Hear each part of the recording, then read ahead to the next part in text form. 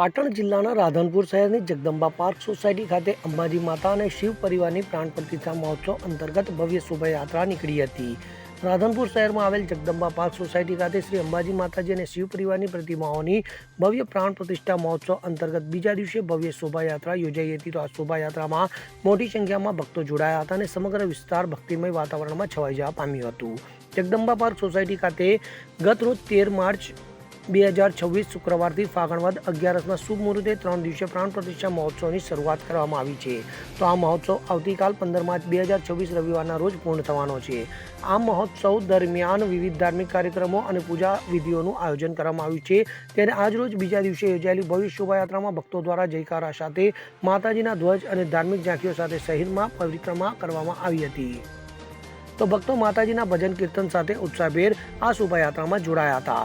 ત્યારે આવતીકાલ રવિવારના રોજ પૂર્ણાહુતિ પ્રસંગે ભોજન સમારંભનું પણ આયોજન કરવામાં આવ્યું છે। ત્યારે આ પ્રસંગે રાધનપુર વિધાનસભાના ધારાસભ્ય લવિંગજી સોલંકી મુખ્ય મહેમાન તરીકે ઉપસ્થિત રહેશે।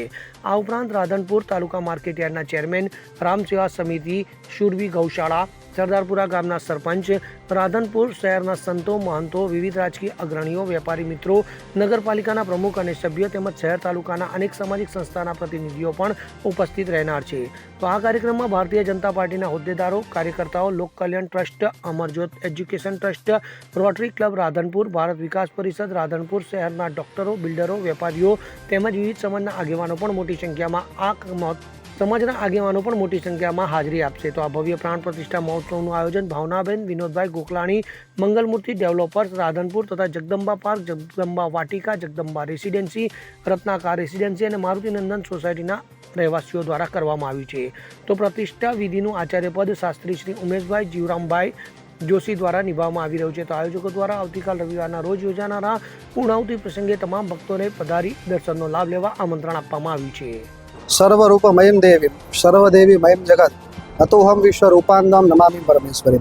કે રાધનપુરની આ ધન્ય ધરામાં જે જગદંબા પાર્ક, જગદંબા વાટિકા, જગદંબા હોમ્સ કે કોઈ પણ જાતની આવી સ્કીમો દ્વારા એક સિસ્ટમેટિક રહેણાંક માટેની વ્યવસ્થા તો સાહેબે એમના હેતુથી કરી જ છે, પણ સાથે માતાજી માટે ખરેખર આ જગદંબા ધામ બન્યું છે કે 3 સોસાયટીઓ કે 5 સોસાયટીઓ ભેગી થઈ અને હવે જગદંબા હોમ્સ કે વાટિકા નહીં પણ ખરેખર જગદંબા ધામ જેવું નિર્માણ અહીંયા ઊભું કર્યું। અને અત્યારનું હાલનું વાતાવરણ જોઈને એમ જ લાગે કે ખરેખર માતાજી આરાસુરને છોડીને અહીંયા થોડો સમય માટે વાસ નહીં પણ જ્યાં સુધી આ જગદંબા ધામ રહે ત્યાં સુધી વાસ કરે। અને એમનો પણ એક પૂર્ણ સંકલ્પ હતો કે માત્ર લોકો માટે નહીં પણ લોકો અહીંયા રહેતા હોય તો ખરેખર માતાજીની ચેતના પણ આ સ્થાનમાં હોવી જોઈએ કે જેથી કરીને શક્તિનો દિવસે દિવસે પ્રાદુર્ભાવ થાય અને જે લોકો રહે છે મહેનતથી તો એમને ફળ મળવાનું છે અને સાથે આવી કોઈક શક્તિ આ સ્થાનમાં બિરાજમાન હોય તો એમનો પણ સંકલ્પ પૂરો થાય અને જ્યાં સુધી દેવતત્વ જાગ્રત રહે ત્યાં સુધી આ સ્થાનમાં રહેનારા લોકો પણ સુખ શાંતિથી જીવી શકે એવું શ્રી અખંડ સૌભાગ્યવતી ભાવનાબેન, વિનોદભાઈ ગોકલાણી કે જેમને આ બધા જ ઘર બનાવી અને સિસ્ટમેટિક કામકાજથી બધાને રહેવા માટેની એક સુવિધા ઊભી કરી,